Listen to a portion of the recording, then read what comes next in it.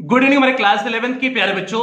आज हम लोग चलेंगे जो हम लोग का प्रोज का तीसरा चैप्टर है discovering truth the saga continues. आज हम लोग इस चैप्टर की हिंदी समरी देखेंगे, मींस प्यारे बच्चे इस चैप्टर की कहानी देखेंगे।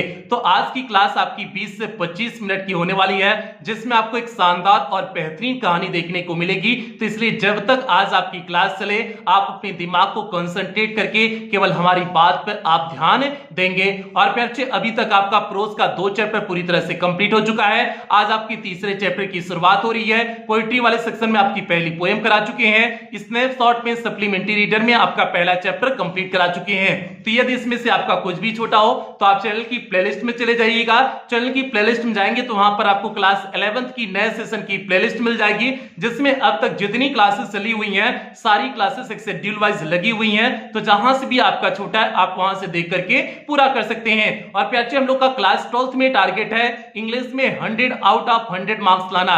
तो प्यारे ये टारगेट जो है तभी अचीव हो सकता है जब आप क्लास 11th से ही अच्छे से मेहनत करो। और अभी से अच्छे से मेहनत करोगे, जितनी मेहनत करोगे उतना ही आप क्लास 12th की अपनी इस टारगेट के नजदीक पहुंचोगे। तो इसलिए क्लास 11th से ही आप अच्छे से मेहनत करो, कोई लापरवाही नहीं होनी चाहिए। और प्यारे एक क्लास आपका फ्री प्लस पेड बैच दोनों बच्चों के लिए कंबाइंड क्लास है। जो बच्चे पेड क्लास लिए हुए हैं उन्हें पता है कि उनकी हिंदी समरी और हिंदी एक्सप्लेनेशन की क्लास कंबाइंड क्लास होती है, बाकी सभी क्लासेस सेपरेट क्लास होती हैं। और जो बच्चे अभी तक पेड क्लास में एडमिशन नहीं लिए हुए हैं, अगर आप पेड क्लास में एडमिशन लेना चाहते हैं तो जो आपको नंबर दिया गया है 7392937172 करके जो आपको नंबर दिया गया है, आप उस नंबर पे कॉल करके पेड क्लास में एडमिशन ले सकते हैं। बाकी पूरा प्रोसेस की पेड क्लास में एडमिशन कैसे लें, फीस स्ट्रक्चर क्या है, क्या क्या चीजें मिलेंगी, इसके बारे में विस्तार से आपको क्लास के अंत में समझा देंगे। अब जल्दी से प्यारे हम लोग इस चैप्टर से कनेक्ट होते हैं। तो चैप्टर पे चलने से पहले जो भी बच्चे चैनल पे पहली बार आए हैं चैनल को सब्सक्राइब कर लेंगे, वीडियो को लाइक कर देंगे और क्लास 11th की हर एक बच्चे तक वीडियो को शेयर कर देंगे। तो प्यारे पहले हम लोग समझते हैं जो इस चैप्टर का नाम दिए हुए हैं discovering truth the saga continues. पहले हम लोग इसका हिंदी अर्थ समझते हैं। इसके हिंदी अर्थ से इस चैप्टर के बारे में एक आपको जो है पहले से अनुमान लगा लोगे कि इस चैप्टर में किसके बारे में बात किया गया होगा। तो यहां पर देखिए डिस्कवरिंग मींस होता है खोज, टूट मींस हो जाएगा नाम है। राजा टूट एक जो है राजा का नाम टूट है, तो जो है डिस्कवरिंग टूट मींस राजा टूट की खोज। The saga continues, saga means हो जाएगा गाथा या फिर कहानी, कंटिन्यूज मींस हो जाएगा जारी होना। मींस राजा टूट की खोज की गाथा क्या है, जारी है। यही प्यारे इस चैप्टर के जो है नाम का हिंदी अर्थ हो गया। तो मींस आपने इससे कंक्लूजन निकाल लिया कि इस चैप्टर में कहीं ना कहीं राजा टूट के बारे में सारी बातें की गई होंगी। तो प्यारे बिल्कुल इसमें राजा टूट के ही बारे में सारी बातें की गई हैं। अब राजा टूट के बारे में क्या सारी बातें की गई हैं, अब हम लोग उसे समझने की कोशिश करते हैं। प्यारे राजा टूट का जन्म कब हुआ था, 1341 ईसा पूर्व में हुआ था। इनका जन्म कब हुआ था, 1341 ईसा पूर्व में हुआ था। समझने की कोशिश करना, ईसा पूर्व मींस ईस्वी के पहले जो शताब्दी वर्ष चल रहा था उसे बोलते हैं ईसा पूर्व बोलते हैं, जिसे बीसी बोलते हैं, बिफोर क्राइस्ट मींस ईसा पूर्व। तो इनका जन्म 1341 ईसा पूर्व में हुआ था और मृत्यु हो गई थी 1321 ईसा पूर्व में। कुल मिलाकर के ये जो है राजा टूट 19 या 20 वर्ष तक जिंदा रहे थे, मींस 19-20 साल तक ये जिंदा रहे हुए थे। और 11 साल के जब थे ये तभी जो है मिस्र देश की क्या बन गए थे, राजा बन गए थे। और मिस्र जैसे भारत एक देश है ना, उसी प्रकार से मिस्र भी एक देश है। तो मिस्र देश के राजा कब बन गए थे, 11 वर्ष की उम्र में ही बन गए थे। और इन्होंने 9 वर्ष तक शासन किए हुए थे और 9 वर्ष के बाद 19-20 वर्ष में इनकी क्या हो गई थी, मृत्यु हो गई थी। लेकिन एक कंफर्म नहीं हो पाया था कि इनकी मृत्यु नेचुरल डेथ थी या फिर इन्हें मार दिया गया था, ये चीज कंफर्म नहीं हो पाया था। तो इसलिए राजा टूट के बारे में बहुत सारी कहानियां चलती हैं कि मींस इनकी डेथ जो है इन्हें मारा गया था या फिर जो है इनका नेचुरल डेथ था। मींस इनके बारे में बहुत कल्पनाएं की जाती हैं, अजम्पशंस किए जाते हैं जो केवल कल्पना होती हैं, क्योंकि इनके बारे में किसी को जो है सही ज्ञान नहीं था। और जो है बाद में 1922 ईस्वी में इनके मकबरे की खोज की जाती है, इनके टंब की खोज की जाती है। ठीक है, अब मकबरे की खोज की जाती है, उससे क्या होता है, तो प्यारे जब इन्हें दफनाया गया था तो इन्हें ममीफाइड किया गया था। ममीफाइड क्या होता है, मींस मम्मी मींस होता है जिसमें लाश को सुरक्षित रखा जाता है, मींस मरने के बाद जिसमें लाश को सुरक्षित रखा जाता है उसी को मम्मी बोलते हैं। इसीलिए जो है मम्मी नहीं बोलना चाहिए, ये तो आजकल जो है बच्चे, मॉडर्न युग वाले बच्चे अपनी माँ को मम्मी मम्मी कहते हैं, जबकि मम्मी शब्द नहीं बोलना चाहिए, क्योंकि मम्मी रिलेट किससे होता है? मम्मी से होता है। और मम्मी क्या होता है? मम्मी होता है जिसमें मरने के बाद लाश को सुरक्षित रखा जाता है। तो इसलिए मम्मी शब्द का प्रयोग अपनी मां के लिए नहीं किया जाना चाहिए।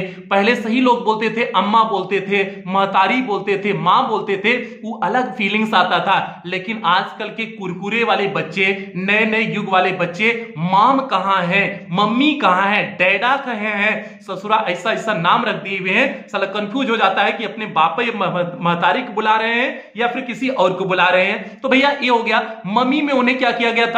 सुरक्षित किया गया था। तो 1922 ईस्वी में एक होवर्ड कार्टर करके जो है अंग्रेज आर्कियोलॉजिस्ट होते हैं। आर्कियोलॉजिस्ट क्या होते हैं? ये जो पुरानी चीजों के बारे में अध्ययन करते हैं उन्हीं को बोलते हैं आर्कियोलॉजिस्ट। एक जो है आर्कियोलॉजिस्ट होते हैं जो इनके मम्मी की क्या करते हैं? खोज करते हैं। मींस इनके जो है इस डेड बॉडी की खोज करते हैं। हम डेड बॉडी नहीं कहेंगे क्योंकि मम्मी कहेंगे, मम्मी इसलिए कहेंगे कि आप समझ जाना कि इनकी डेड बॉडी को मम्मी में सुरक्षित रखा गया है। तो जो है होवर्ड कार्टर ने क्या किया? इनके जो है मम्मी की खोज की 1922 ईस्वी में। और जो है 1922 ईस्वी में जब खोज किए तो 2005 ईस्वी में क्या होता है? 2005 ईस्वी में इनके जो है बॉडी का पूरा सीटी स्कैन करने के लिए निकाली जाती है।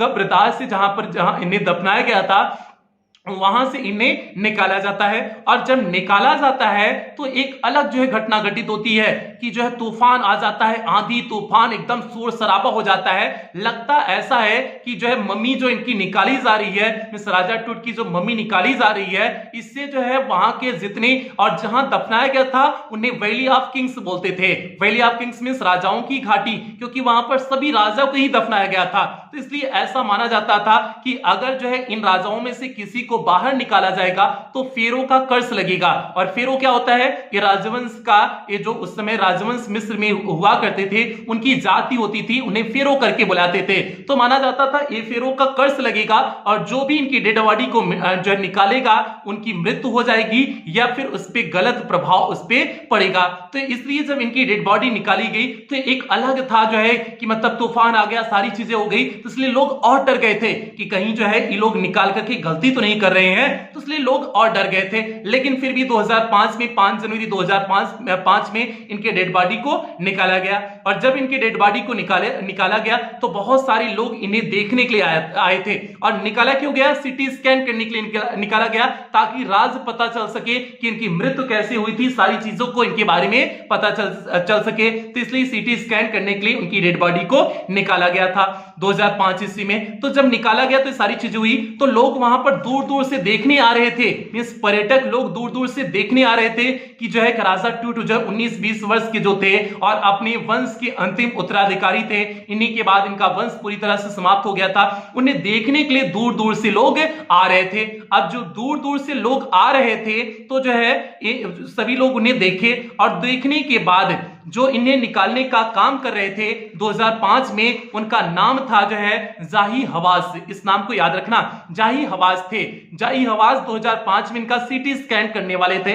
तो जब जाही हवास निकालते हैं इनके जो है इनके टूट के जो है डेड बॉडी में इस मम्मी को निकालते हैं तो देखते हैं कि जो इनकी मम्मी की कंडीशन है बहुत खराब हो चुकी है। मींस जो है राजा टूट के जो मम्मी है उसकी कंडीशन क्या हो चुकी है? बहुत खराब हो चुकी है। और खराब कंडीशन क्यों हो चुकी है उसके पीछे रीजन देते हैं, क्योंकि यह नतीजा किसका है? ये नतीजा जो है कार्टर की वजह से खराब हो चुका है। कार्टर हमने आपको बताया, होवार्ड कार्टर जो 1922 ईस्वी में इनके मम्मी की खोज किए हुए थे कि ये मम्मी यहां पर राजा टूट की मम्मी है, होवार्ड कार्टर वही थे। कहते हैं होवार्ड कार्टर की वजह से इनकी मम्मी की कंडीशन क्या हो गई थी? बहुत राजा टूट की खराब हो चुकी थी। अब खराब क्यों हो चुकी थी उसके भी पीछे आपको रीजन बताते हैं। क्योंकि जब जो है ये होवार्ड कार्टर ने जब इनके जो है मम्मी की तलाश किए हुए थे तो जब इनको खोद करके निकाल रहे थे, मींस जो है जब उन्हें डिग किए हुए थे वहां पर कब्रदाह को जब खोद रहे थे, डिग कर रहे थे, तो वहां पर वो बहुत सारी चीजों को पाए हुए थे। और बहुत सारी चीजों में क्या पाए हुए थे उस चीज को समझने की कोशिश करना। वहां पर पहले ये माना जाता था जब कोई राजा वाजा मर जाता था, जब उसकी कब्रदाह बनाई जाती थी तो मिस्र में माना जाता था कि उसके बाद वाले जीवन के लिए, मींस राजा के मरने के बाद भी बाद के जीवन में भी वह जिंदा होता है, इसलिए उसके सभी सामग्रियों को साथ में दफना दिया जाता था। जैसे क्या क्या दफनाया गया था वहां पर, मींस राजा टूट के पास क्या क्या दफनाया गया था, पहले उस चीज को समझ जाओ। जो है वहां पर बोर्ड गेम्स खेलने के लिए जो है चीजें दफनाई गई थी। ब्रॉन्ज रेजर जो है दफनाया गया था। लिनेन अंडरगारमेंट्स दफनाया गया था। लिनेन मतलब जो है एक अच्छी वैरायटी का, क्वालिटी का जो है अंडरगारमेंट्स में समझ जाओ अंडरबियर, मतलब अंडरबियर वो दफना दिया गया था।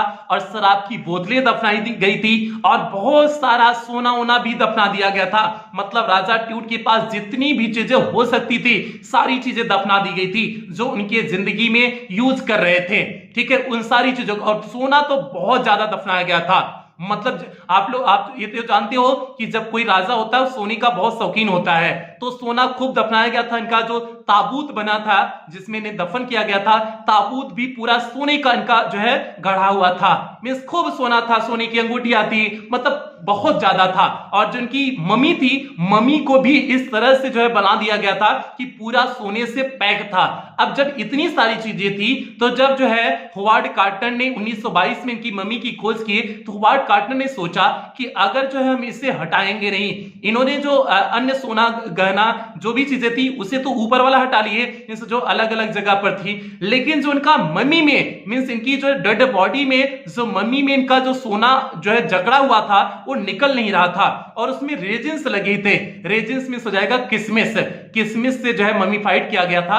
तो किसमिस अब उस समय एक ग्लू होता है, ग्लू में से एक गीला पदार्थ होता है। तो उस समय क्या हो चुका था, अब 3300 साल बाद इनकी जो है डेड बॉडी को निकाली जा रही है, तो पूरी तरह से मम्मी को जकड़ लिया था। मींस इनकी डेड बॉडी को वह किसमिस पूरी तरह से जकड़ लिया हुआ था, एकदम ठोस जो है जकड़ लिया था। और उसी में जो है सोना भी क्या था, सोना मींस गोल्ड भी उसी में पूरा जकड़ा हुआ था। तो जो है होवार्ड कार्टर ने सोचा अगर जो है हम इसके सोने को नहीं निकालेंगे तो कोई भी अन्य जो है कोई चोर आएगा और इनकी पूरी डेड बॉडी को, मींस इनकी पूरी मम्मी को पूरी तरह से क्षतिग्रस्त कर देगा, मींस इनकी पूरी डेड बॉडी खराब कर देगा, कुल अंग भंग कर देगा, क्योंकि उसे सिंपल से सोना निकालना है।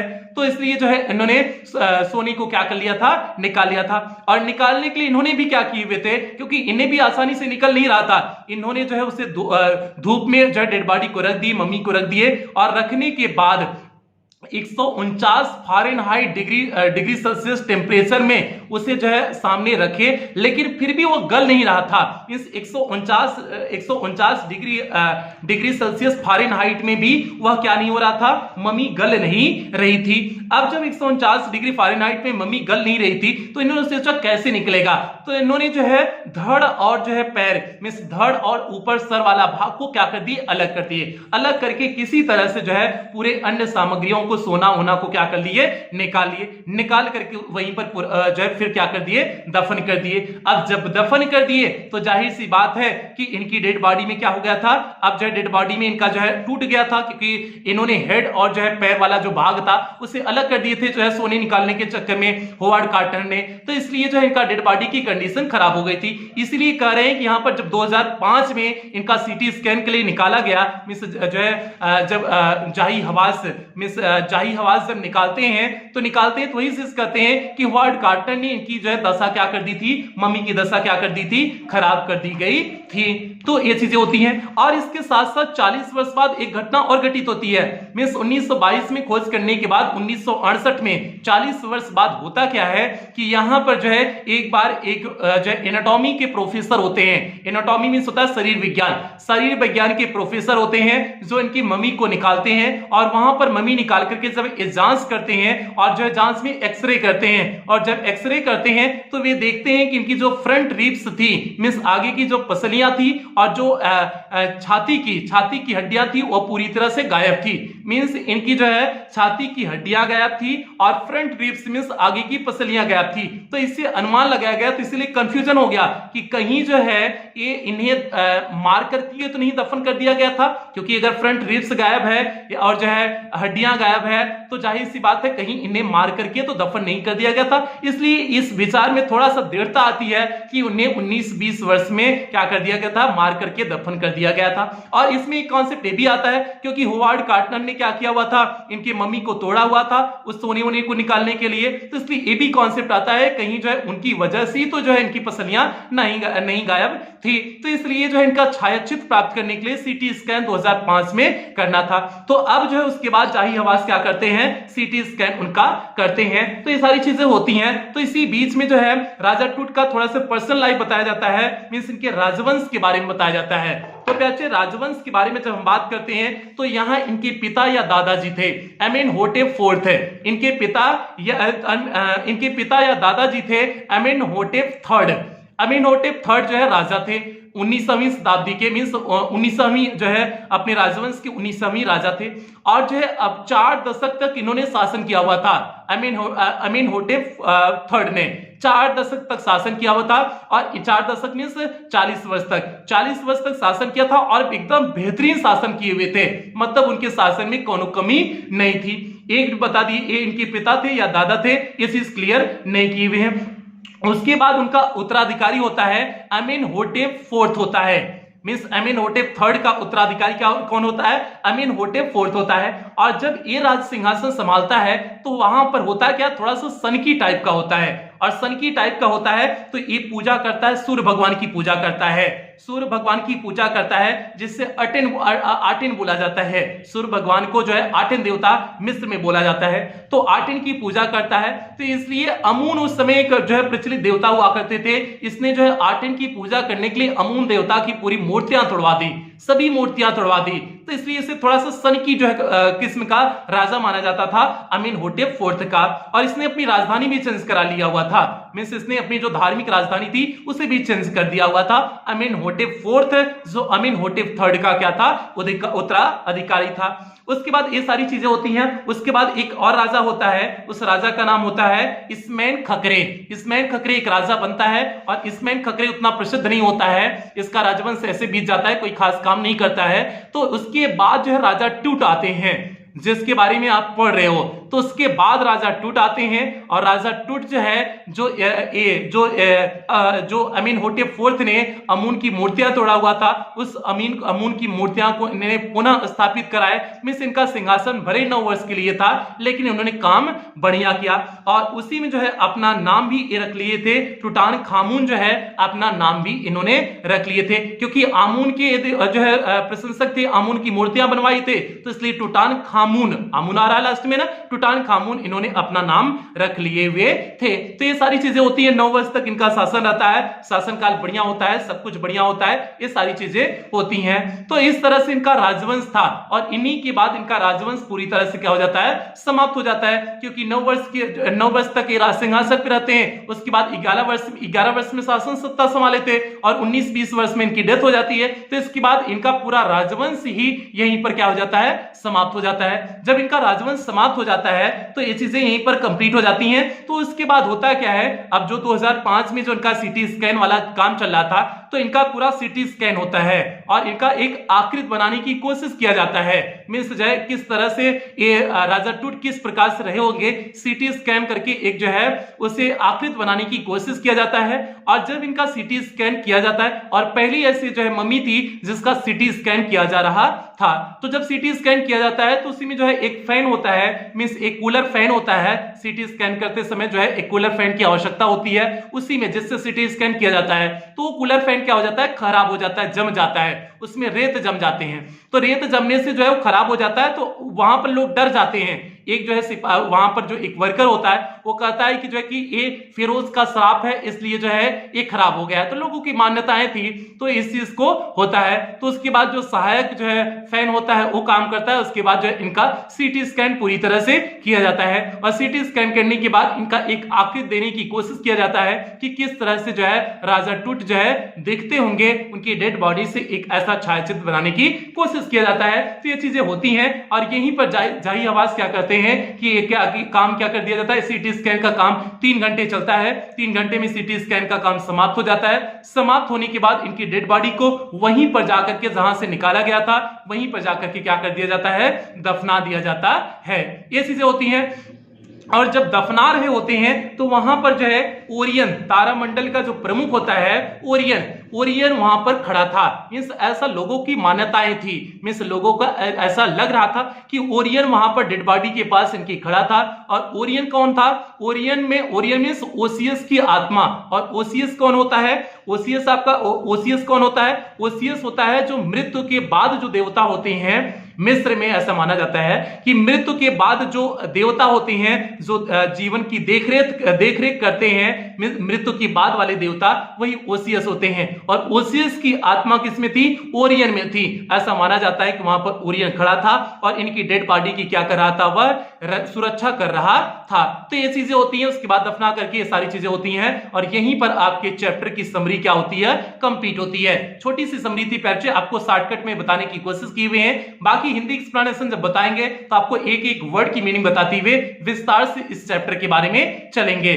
ठीक है, तो ये सारी चीजें इस चैप्टर में था। आपका यही समरी होगी। उम्मीद करते हैं आपको ये कहानी समझ में आई होगी। सिंपल सी कहानी थी। राजा टूट थे, 2 मिनट में कहानी फिर से देख लो। राजा टूट थे, राजा टूट को दफना दिया गया था मरने के बाद। ये जो है 9 वर्ष तक शासन किए थे। 11 वर्ष में जो है राजा बने थे और 19-20 वर्ष में इनकी मृत्यु हो गई थी। मरने के बाद इनका जो है 1922 में इनके डेड बॉडी में मम्मी की खोज किया गया और 2005 में इन्हें सिटी स्कैन के लिए ले जाया गया। और सिटी स्कैन के पहले 1968 में एक बार इनका एक्सरे किया गया था। एक्सरे में पता चला था कि इनकी मेन रिब्स जो थी, मींस फ्रंट रिब्स जो थी, आगे की पसलियां गायब थी और इसके साथ जो चेस्ट पे हड्डियां थी वो भी गायब थी। ये चीजें उसमें पता चलता है। और उसके बाद इनके राजवंश के बारे में बताया गया। राजवंश के बारे में बताने के बाद 2005 में जो इनका सीटी स्कैन होता है, सीटी स्कैन होने के बाद 3 घंटा सीटी स्कैन चलता है। उसके बाद इन्हें जाकर के पुनः जो है वहीं पर जहां से निकाला गया था वहीं पर दफन कर दिया जाता है। ये शॉर्टकट में आपकी 1-2 मिनट में क्या हो जाती है? कहानी हो जाती है। तो प्यारे यही कहानी थी। उम्मीद करते हैं आपको समझ में आया होगा। अब इसके बाद आपका इस चैप्टर की समरी हो गया। इस चैप्टर का हिंदी एक्सप्लेनेशन आपको कल या परसों तक आपका इस चैप्टर का हिंदी एक्सप्लेनेशन एक एक वर्ड की मीनिंग बताते हुए विस्तार से बता देंगे। तो उसके बाद ये चैप्टर आपका पूरी तरह से कंप्लीट हो जाएगा। और आप लोग परेशान ना हुआ करो। अगर क्लासेस आपकी 2-4, 4-6, 10 दिन नहीं चल रही हैं तो आप लोग परेशान ना हुआ करो। आपका अक्टूबर जो हमने कहे हुए हैं, आपका सिलेबस हमने जो कहे हुए हैं अक्टूबर के लास्ट तक कंप्लीट कर देंगे। तो प्यारे आपका सिलेबस अक्टूबर के लास्ट तक ही कंप्लीट हो जाएगा।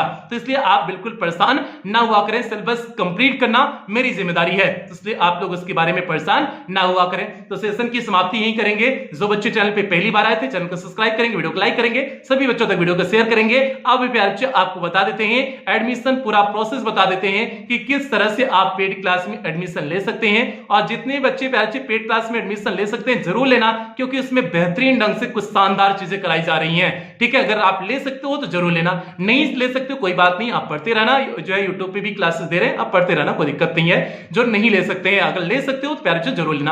अब आपको प्रोसेस बता देते हैं, फिर उसके बाद मिलते हैं अगली क्लास में, मिलते हैं इस चैप्टर के हिंदी एक्सप्लेनेशन के साथ मिलते हैं। हम लोग पहले प्यारे से बात कर लेते हैं कि पेड क्लास में आपको क्या क्या चीजें देखने को मिलेंगी। तो प्यारे से पेड क्लास में आपका कंप्लीट सिलेबस कराया जाएगा। Means first paper plus grammar पूरी तरह से कंप्लीट कराया जाएगा। और ये सिलेबस आपका अक्टूबर के लास्ट वीक तक या नवंबर के फर्स्ट वीक तक आपका पूरी तरह से कंप्लीट करा दिया जाएगा। आपको पीडीएफ प्रोवाइड किया जाएगा। मींस क्लास के तुरंत बाद आपको क्लास का पीडीएफ दे दिया जाएगा। डाउट्स क्लासेस आपकी चलेंगी। टेस्ट आपका वीकली मंथली होगा। मॉडल पेपर कराया जाएगा। मींस आपकी परीक्षा में कैसे क्वेश्चन पेपर आ रहा है उसको आपको मॉडल पेपर के रूप में प्रैक्टिस करा दिया जाएगा। और सबसे बड़ी बात, आपको इस बार रिवीजन सीरीज पेड क्लास के ग्रुप में देखने को मिलेगी। और इस पेड क्लास की फीस प्यारे केवल 499 रुपए रखी गई है। और ये पूरे सत्र के लिए है, जब तक आपकी परीक्षा नहीं हो जाती, जब तक आपका सिलेबस नहीं कंप्लीट हो जाता। और प्यारे 499 रुपए का आपको पेड कैसे करने हैं, आपको यहां पर कुछ माध्यम दिए गए हैं, गूगल पे, फोन पे, पेटीएम, भीम ऐप।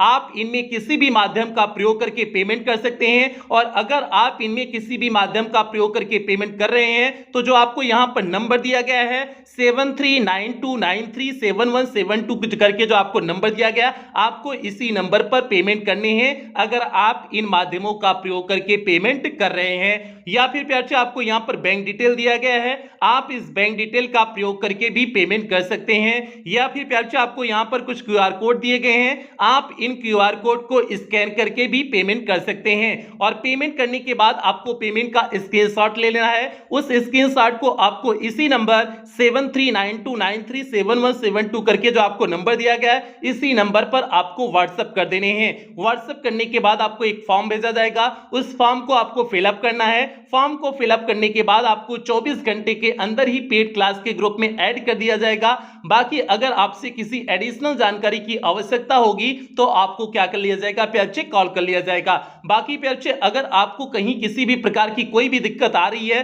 तो आप इस नंबर पर 24 घंटा कॉल कर सकते हैं। मींस आपको ये जो नंबर दिया गया है 7392937172 करके आपको जो नंबर दिया गया है इस नंबर पर आप 24 घंटा कॉल कर सकते हैं। आपकी कॉल 24 घंटा रिसीव की जाएगी। आप प्यार बच्चे 24 घंटा व्हाट्सएप कर सकते हैं और आप 24 घंटा पेमेंट भी कर सकते हैं। मींस किसी भी समय आप एडमिशन ले सकते हैं, कोई दिक्कत नहीं होगी। तो प्यार बच्चे ये हो गया आपका एडमिशन प्रोसेस हो गया। उम्मीद करते हैं आपको समझ में आया होगा। तो प्यार बच्चे आज की सेशन की समाप्ति यहीं पर करते हैं, मिलते हैं अगली क्लास में। तब तक आप लोग अपना ध्यान रखें, अपने परिवार का ध्यान रखें। लव यू ऑल प्यार बच्चों।